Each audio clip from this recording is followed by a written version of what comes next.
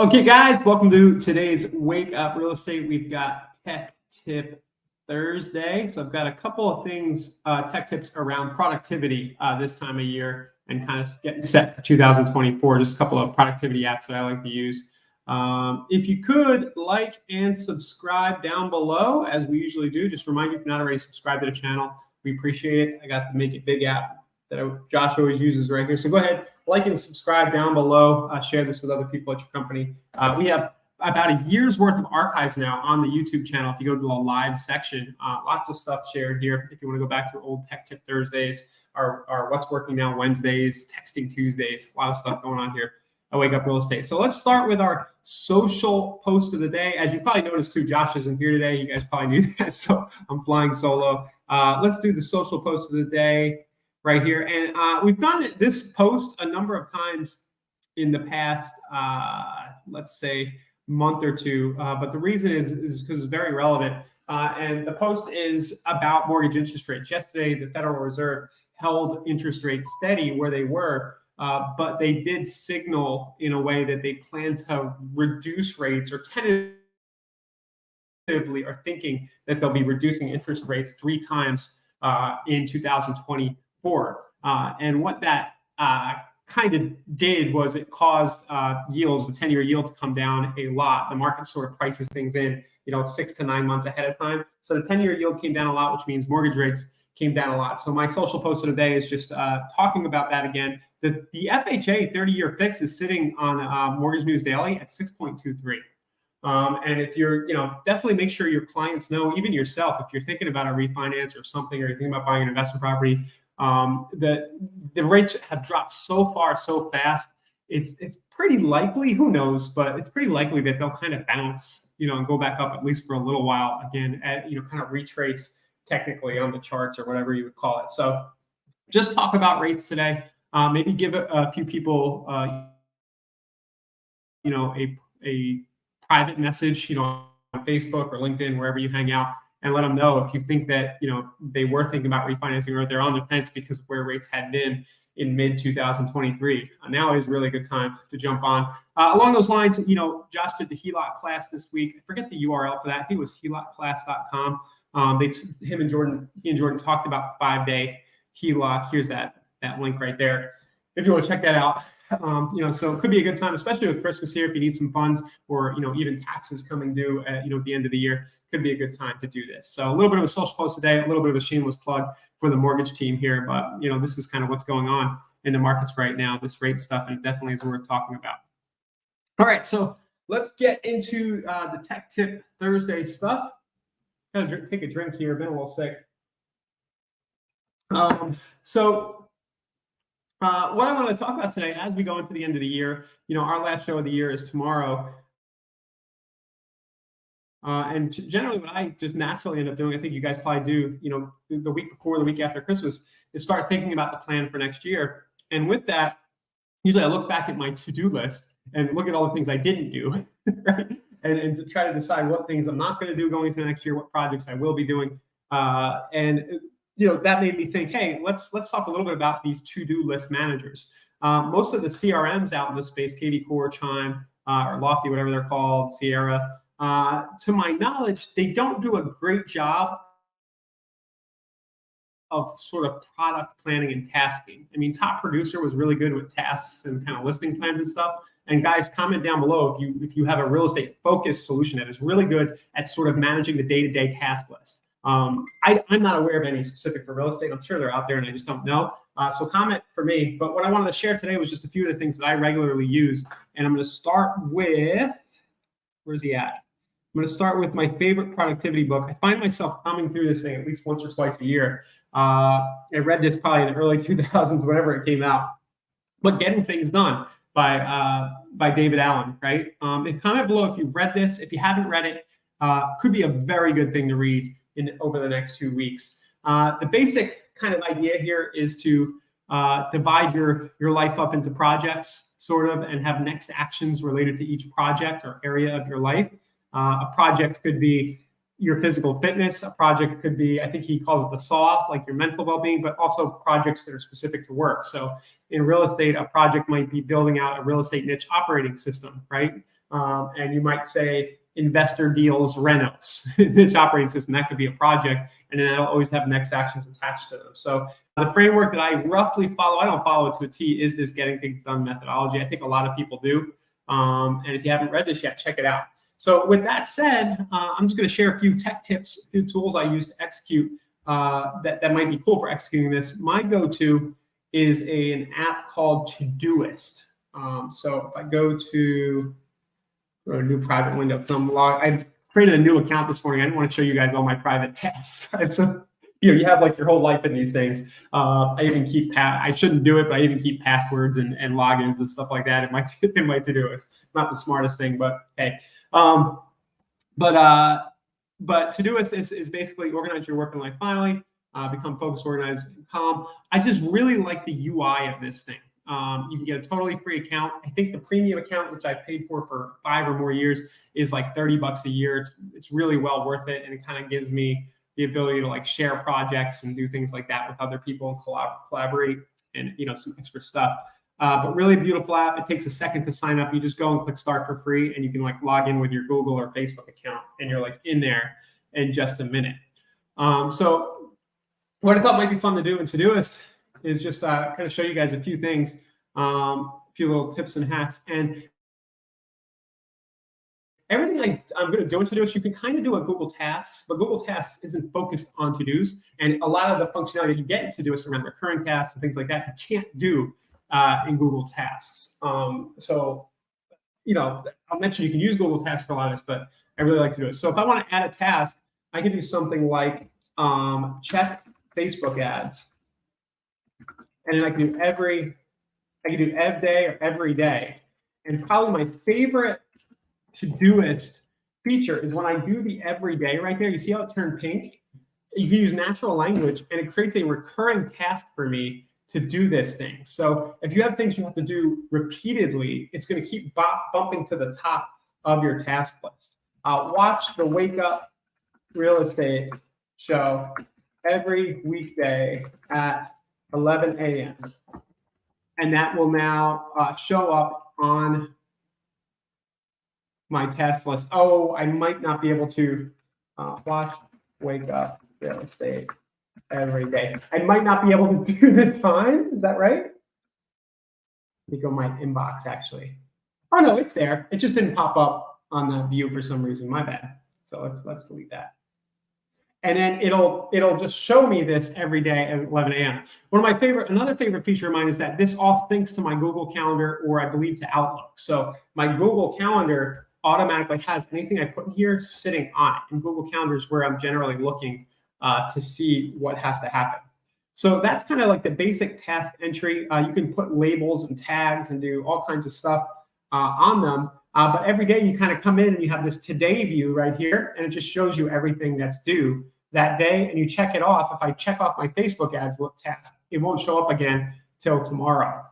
Now, right here, we have the projects section, and this is where you start to execute the getting things done methodology. So my projects in real estate might be manage transactions, right? So pending transactions, right? You could do buyers. You could do sellers, right? However you would split up your business. And then within, say, my sellers, I could have a list of all my seller leads and use this as like a light CRM. I could also do something like listing lead generation, get more specific.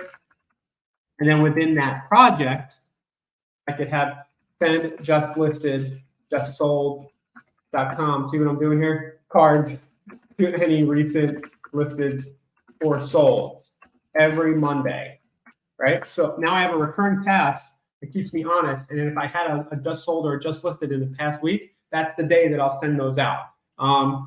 We will do a drive traffic to home valuation page, right? Or review existing ads, right? To generate leads. Well, maybe that's Tuesdays, every Tuesday, right? Like that. So you can start to build out good habits and things that you want to do on a regular basis as you build out your systems in your business. One thing that all of us are, down bad, I shouldn't say all of us, is financial, right? So track income, expenses. I'm being specific here. Usually I find that you'll kind of write this in a shorthand that you understand, but review transactions, review bank account, or it might be like review QuickBooks, right? Whatever you're using for that. Mark income, expenses. And maybe that's a weekly, we could do every other Wednesday. You can do that, and then it'll pop up. Somebody comment for me. I feel like I'm talking in a vacuum. Oh yeah, there's comments right here. Michael says he loves that book. Yeah, I do too. I think people have expanded on the idea, to getting things done and refined it over the past 15, 20 years since it came out, but it's still like really solid.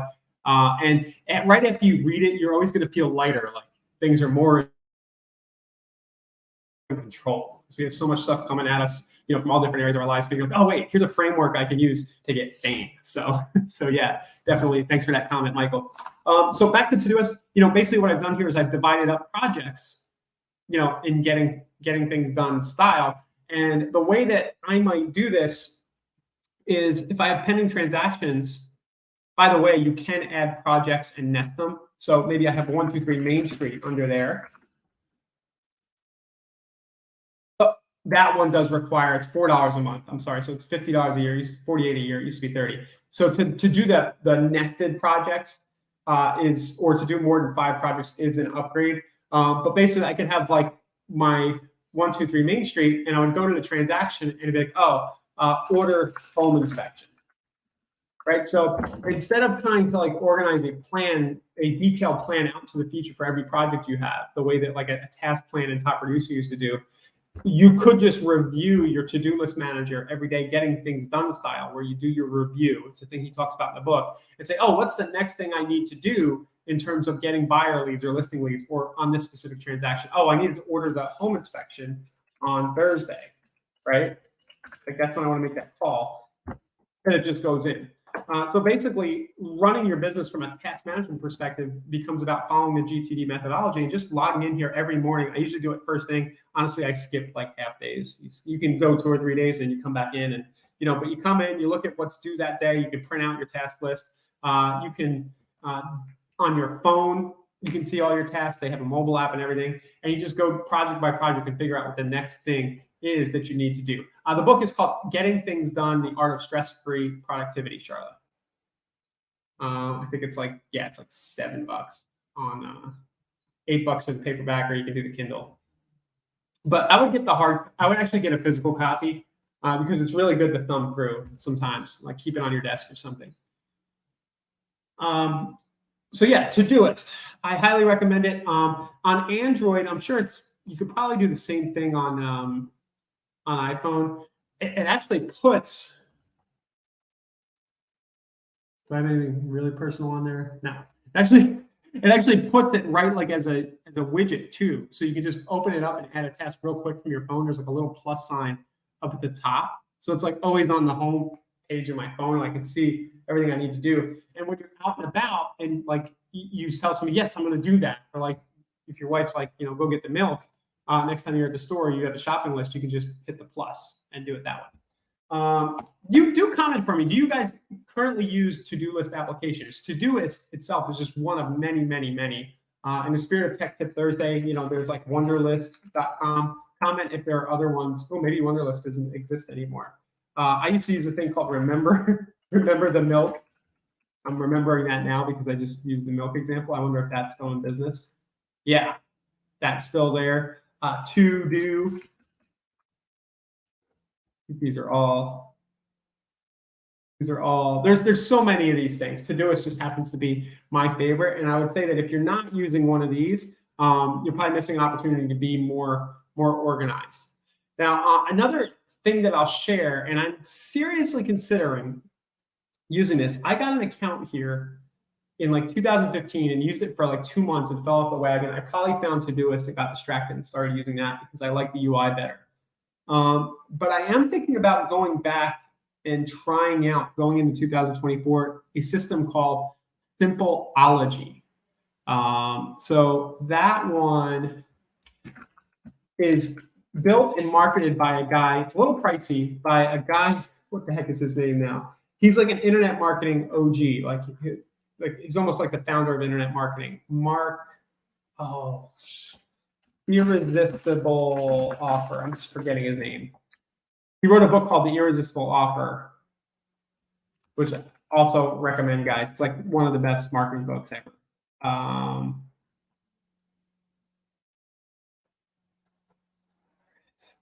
Mark Joyner, that's the guy's name.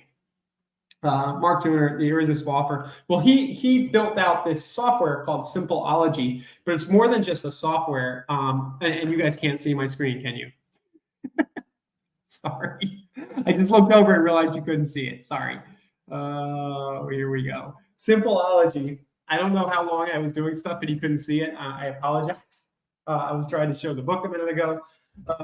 Yeah, Getting Things Done is the book. Simpleology by Mark Joyner is basically like it's a Getting Things Done style. It's very similar to Getting Things Done, but the software kind of attempts to build everything into that. So if you want, you can go to the homepage and create a free trial with them. I don't think you ever have to upgrade. It's $50 a month, but it's a full throttle productivity system for anybody who might be interested. If I go in here, you'll see this is my free account. It kind of takes you through all these steps every day. So you do like a brainstorm of everything you need to do every day. Then you like categorize all the things on your list into different buckets. You set up recurring tasks. You delegate to other people. I'm kind of scrolling through here. It's got a financial growth thing. Ben Franklin habits. It's really come a long way since I first signed up for it. And I think kind of just out of curiosity and my like shiny object syndrome, I'm thinking I might just try this out again for a month and see if it's something that sticks, just to get even more organized, and in line with being focused, right? So that's the idea behind Simpleology. So yeah, Tech Tip Thursday. I guess just to recap, Getting Things Done, check out Todoist or some other to-do list application. If you have a real estate CRM that has this stuff baked into it, just start using it. I think KV Cores in particular, like it's just too limited. You can just do basic tasking, and it's hard to access your tasks unless they've built more. And I have a feeling it's the same with the other big platforms. But I don't find it too cumbersome to have to come in here and kind of run my life through this. Checking your KV Core activity stream, for example, of all the people searching today, that's a task, right? A daily routine task that gets on here. Or sending your Friday newsletter the way Josh does. That's a recurring task every Friday. And if you start to put your business and your personal life into a series of recurring tasks, even if you don't always complete them, at least they keep bumping up to the top. And that's kind of the idea with these productivity systems. They're designed to help you do that. So yeah, that's it. That's my Tech Tip Thursday. Start using productivity apps. Todoist, Simpleology is one to check out. There's other ones out there. They make sure you get one that works with mobile, and it makes it very easy for you to add tasks. One thing about Todoist, and I know that Simpleology does this too, is there's a Chrome extension I can enter a task from. I can email myself a task. I can go right on my phone and put one in. If I get an email, I can forward a task in. The idea is that anything that sort of you have to do, it comes into your mind, and then Getting Things Done style, what David Allen talks about, you get it off your plate immediately into your kind of, I forget what he calls it, a bucket or something. You get it in there, and then you take time every day or every week to just organize it all, and then you are set to go with an organized to-do list. So let me know what you think, guys. Is this useful stuff? That's what we have for Tech Tip Thursday. Tomorrow will be a follow-up Friday. Don't know what we'll have. We'll probably just recap either the week. Maybe we'll do a follow-up of the year. We'll do like a highlights or something, Josh and I. We've had a lot of fun this year doing this show. We appreciate that you guys show up here, a lot of you guys every day, and we really do appreciate that. We're trying to kind of take it to the next level, going into 24, and we got some ideas for that. But if you have anything you'd like to see us discuss more frequently on the show, definitely don't be shy. Let us know what that might be, whether it's lead generation, lead conversion. Maybe you just want to see more guests or something like that, more stuff about recruiting. Let us know. We'll definitely act on that. But in the meantime, yeah, we'll see you tomorrow here at Wake Up Real Estate. And thanks as always for watching. All right. Have a good one, guys.